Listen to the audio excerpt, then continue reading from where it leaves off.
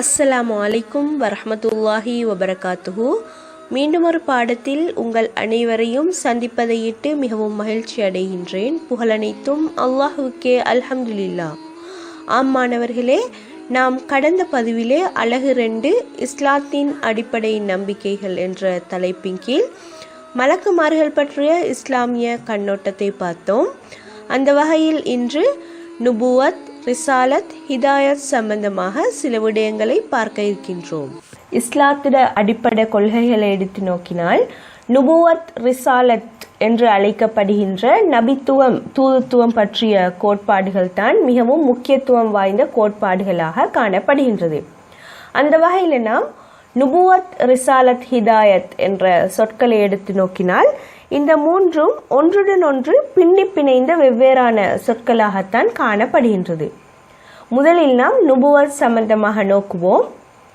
நுபுவத் என்றால் அல்லாஹ்வுடன் நேரடியாக அல்லது ஒரு மலக்கினூடாக செய்திகளை பரிமாற்றம் செய்து கொள்வதற்கான தகுதியை பெற்ற ஒரு மனிதனின் பதவியை குறிக்கத்தான் நுபுவத் என்ற சொல் பயன்படுத்தப்படுகின்றது.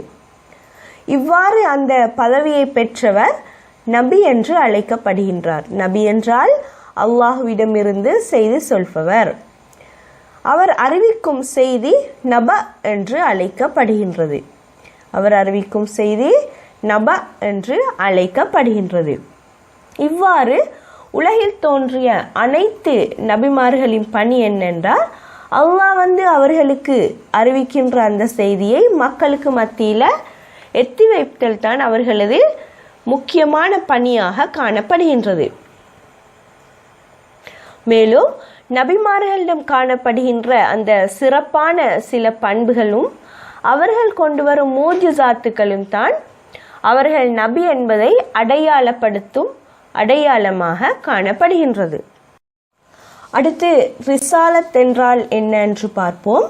ரிசாலத் என்பது தெரிவு செய்யப்பட்ட சில நபிமார்களுக்கு அல்லாஹ்வால் வழங்கப்பட்ட தூதுத்துவம் எனப்படுகின்ற பாரிய பொறுப்பை குறிக்கத்தான் ரிசாலத் என்ற சொல் பயன்படுத்தப்படுகின்றது. ரிசாலத் என்றால் கடிதம், தூது என்ற மொழி கருத்துக்களை எமக்கு வழங்க முடியும். அடுத்து இவ்வாறு இந்த ரிசாலத்தை பெற்றவர் ரசூல், அதாவது அல்லாஹ்வின் தூதர் என்று அழைக்கப்படுகின்றார். இந்த ரசூல்மார்களை பொறுத்தவரையில் இவர்கள் நபிமார்களிலிருந்து தெரிவு செய்யப்படுகின்றார்கள். ரசூல்மார்கள் நபிமார்களிலிருந்து தான் தெரிவு செய்யப்படுகின்றார்கள். அடுத்து ரிசாலத், நுபுவத் ஆகியவற்றுக்கு இடையிலான வேறுபாடுகளை பற்றி நோக்குவோம்.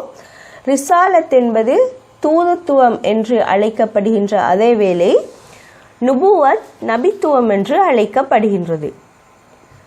அடுத்து ரிசாலத் பெற்றவர்கள் தூதர்கள் என்று அழைக்கப்படுகின்றார்கள். நுபுவத் பெற்றவர்கள் நபிமார்கள் என்று அழைக்கப்படுகின்றார்கள். எல்லா ரசூல்மார்களும் நபிமார்கள், அதாவது ரசூல்மார்கள் எல்லோரும் நபிமார்கள், ஆனால் நபிமார்கள் எல்லோரும் ரசூல்மார்கள் அல்ல. அடுத்து ரசூல்மார்கள் பொறுத்தவரையில் அவங்க புதிய சரியா சட்டம் வழங்கப்பட்டவங்க தான் ரசூல்மார்கள். ஆனால் நபிமார்கள் யார் என்றால் ஏற்கனவே அவர்களுக்கு முன்னைய தூதர்கள் எவ்வாறான சரியாவை பின்பற்றி எவ்வாறான சரியாவை போதித்தார்களோ அதையே போதிக்க கூடியவர்களாகத்தான் நபிமார்கள் காணப்பட்டார்கள். அடுத்து ரசூல்மார்களை பொறுத்த வரையில் அவங்களுக்கு பிரச்சார பணி என்பது கடமையாக காணப்பட்டது. ஆனால் நபிமார்களுக்கு அவ்வாறு இல்லை. அடுத்து அல் குர்ஆனில் ரசூல் என்ற சொல் பல்வேறு இடங்களில் பயன்படுத்தப்படுகின்றது. அந்த அடிப்படையில் எமக்கு அவற்றை 3ஆக வேறுபடுத்தி காட்டலாம். அந்த வகையில் முதலாவது ரசூல் என்ற சொல் அல் குர்ஆனில் மலக்குகளிலிருந்து தெரிவு செய்யப்பட்ட தூதர்களை குறிப்பதற்காக பயன்படுத்தப்பட்டிருக்கின்றது. அதாவது அல் குர்ஆனிலே அல்லாஹ் இவ்வாறு குறிப்பிடுகின்றான், அல்லாஹ் மலக்குகளிலிருந்தும் மனிதர்களிலிருந்தும் தூதர்களை தேர்ந்தெடுத்து கொள்கின்றான். அல்லாஹ் மலக்குகளிலிருந்தும் மனிதர்களிலிருந்தும் தூதர்களை தேர்ந்தெடுத்து கொள்கின்றான். எனவே அந்த இடத்தில் ரசூல் என்ற சொல் மலக்குகளிலிருந்து தெரிவு செய்யப்பட்ட தூதர்களை குறிப்பதற்காக பயன்படுத்தப்படுகின்றது. அடுத்து நபிமார்களிலிருந்து தெரிவு செய்யப்பட்ட தூதர்களை குறிப்பதற்காகவும் ரசூல் என்ற சொல் பயன்படுத்தப்படுகின்றது. அவன் தூதராக தெரிவு செய்தவருக்கே அன்றி எவருக்கும் மறைவானவற்றை வெளிப்படுத்துவதில்லை. இந்த இடத்திலும் ரசூல் என்ற சொல் பயன்படுத்தப்படுகின்றது. அடுத்து நபிமார்கள் குறிப்பதற்காக ரசூல் என்ற சொல் பயன்படுத்தப்படுகின்றது. நம்முடைய தூதர் தம் இரட்சகரிடத்தில் இருந்து தமக்கு இறக்கப்பட்டதை விசுவாசிக்கின்றனர். நம்முடைய தூதர் தம் இரட்சகரிடத்தில் இருந்து தமக்கு இறக்கப்பட்டதை விசுவாசிக்கின்றனர். இந்த இடத்திலும் நபிமார்களை குறிப்பதற்காக ரசூல் என்ற சொல்லை அல்லாஹ் பயன்படுத்தி இருக்கின்றான். அடுத்து ரிசாலத்தின் உள்ளடக்கத்தை பற்றி பார்ப்போம். அல்லாஹ்விடமிருந்து நபிமார்களுக்கு வழங்கப்படுகின்ற இந்த ரிசாலத் நம்பிக்கைகள், வணக்க வழிபாடுகள், சட்டங்கள், ஒழுக்கங்கள் என்று 4 பிரதான விடயங்களை உள்ளடக்கியதாக அமைந்திருக்கின்றது. எனவே முதலில் காணப்படுகின்ற இந்த நம்பிக்கைகள் என்று அழைக்கப்படுகின்ற அகீதா விடயம் சீராக அமைந்தால் பின்னால் உள்ள 3 விடயங்களும் தானாகவே சீராகிவிடும். அடுத்து ரிசாலத்தின் அவசியத்தை பற்றி பார்ப்போம். மனித இனத்துக்கு வழிகாட்டுவதற்கு ரிசாலத் அவசியப்படுகின்றது. பிரபஞ்ச ஒழுங்கமைப்போடு மனித வாழ்வை இணைக்கும் பணியை ரிசாலத் மேற்கொள்கின்றது. மனிதனை முழுமையாக நோக்கி பார்த்து வழிகாட்டுவது ரிசாலத் ஒன்றே ஆகும்.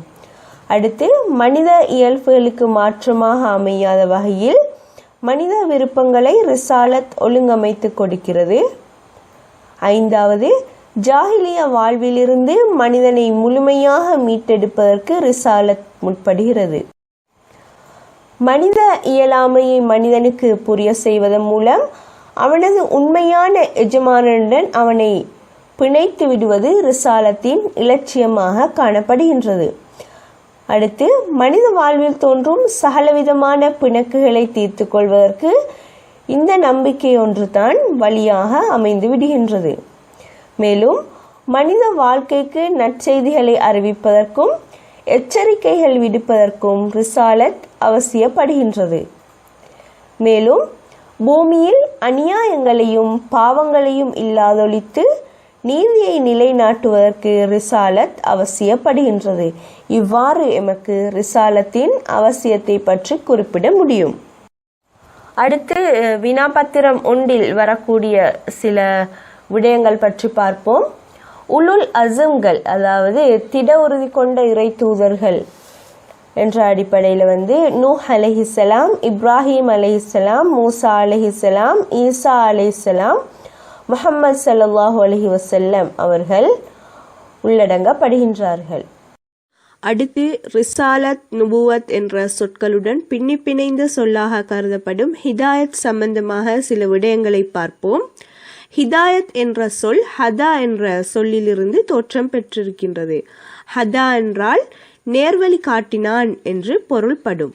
அதே போன்று ஹிதாயத் என்பதற்கு நேர்வழி என்ற கருத்தை எமக்கு வழங்க முடியும். எனவே ஒருவருக்கு நேரான பாதையை காட்ட வேண்டுமானால் அது அல்லாஹுவின் பொறுப்பாக காணப்படுகின்றது. நேர்வழி கிடைக்க பெறுவதும் அல்லாஹுவின் அருளாகவே காணப்படும். எனவே நுபுவத், ரிசாலத் போன்றவற்ற துணை இல்லாமல் அது சாத்தியப்படுவதில்லை. மனித முயற்சிகளாலேயும் அவற்றை பெற்றுக்கொள்ள முடியாது. எனவே மனிதனின் இயல்புகளை அறிந்த அல்லாஹ் தான் பொருத்தமான வழிகாட்டல் வழங்க தகுதியானவன் என்ற வகையில ஒரு நபி மூலமாகவோ அல்லது ஒரு ரசூல் மூலமாகவோ வழங்கும் அந்த போதனைகளை நாம் கட்டாய கடமையாக ஏற்று நடக்க வேண்டும். அப்போது மட்டும்தான் நமக்கு ஹிதாயத் என்ற அந்த அருள் கிடைக்க பெறும். அல் குர்ஆனிலே அல்லாஹ் இவ்வாறு குறிப்பிடுகின்றான், ஒவ்வொரு உம்மத்திற்கும் ஓர் இறை தூதர் இருக்கிறார். பிறகு ஏதேனும் உம்மத்தாரிடம் அவர்களின் தூதர் வந்துவிட்டால் அவர்களுடைய கதி நீதியின் அடிப்படையில் தீர்மானிக்கப்பட்டு விடுகிறது. மேலும் அவர்கள் மீது இம்மி அளவும் அநீதி இழைக்கப்படுவதில்லை என்று அல் குர்ஆனிலே குறிப்பிடுகின்றான். எனவே ஹிதாயத்தை பெற வேண்டுமாக இருந்தால் நபித்துவம், தூதுத்துவம் போன்றவற்றை ஏற்று நடப்பதன் மூலமாக மாத்திரம்தான் நமக்கு ஹிதாயத்தை பெற்றுக்கொள்ள முடியும். அடுத்து நாம் நபித்துவம் தூதுத்துவம் போன்றவற்றின் துணையின்றி ஹிதாயத்தை பெற முடியாது என்பதற்கான காரணங்களை பற்றி பார்ப்போம். முதலாவது, படைத்தவன் தான் படைப்பினங்களுக்கு வழிகாட்ட தகுதியுடையவன். இரண்டாவது, எல்லைக்குட்படுத்தப்பட்ட மனிதனின் பகுத்தறிவு. மூன்றாவது, மனித பலவீனங்கள்.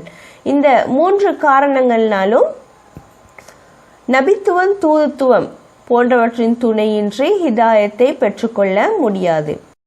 அடுத்து, மனித வாழ்வு சீர்பெற தேவையான 4 விடயங்களை ரிசாலத் எமக்கு கற்றுத்தருகின்றது. முதலாவது, சீரான நம்பிக்கைகள். 2வது, உள்ளத்தை நெறிப்படுத்தும் ஆன்மீக பயிற்சி. 3வது, கட்டுப்படுத்தும் சட்டங்கள். 4வது, ஒழுக்க விழுமியங்கள். எனவே இந்நான்கு அம்சங்களுள் முதல் அம்சம்தான் மிக முக்கியமானது. ஏனெனில் மனிதனது நம்பிக்கைகளுக்கு அமையத்தான் ஏனைய 3 விடயங்களும் உருவாக்கப்படுகின்றன.